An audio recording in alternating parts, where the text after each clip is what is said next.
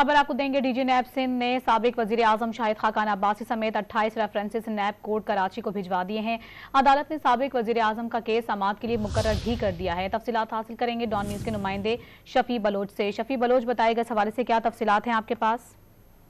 जी, supreme court की जानिब से नेब तरामीम से मुतालिक फैसले के बाद अब दोबारा से तमाम रेफरेंसेज जो है वो नेब को दोबारा से अरसाल कर दिए गए हैं। डीजी नेब सिंध ने साबिक वज़ीर आज़म शाहिद खाकान अब्बासी समेत 28 रेफरेंसेज नेब को कराची को भिजवा दिए हैं और नेब कराची ने साबिक वज़ीर आज़म का केस जो है वो समाअत के लिए मुकर्रर कर दिया है। शाहिद खाकान अब्बासी और पर जो है वो साबिक MD SB इमरान हक और दीगर को नोटिस भी जारी कर दिए गए हैं। सुप्रीम कोर्ट के फैसले की रोशनी में 24 अक्टूबर को रेफरेंस की दोबारा समाअत होगी और इसके अलावा जिन रेफरेंस की समाअत जहां से जो खत्म हुई थी वो दोबारा से अब बहाल होना शुरू होगी। 24 अक्टूबर को मजीद समाअत होगी। शफी बलोच अपडेट कर रहे थे, बहुत शुक्रिया आपका।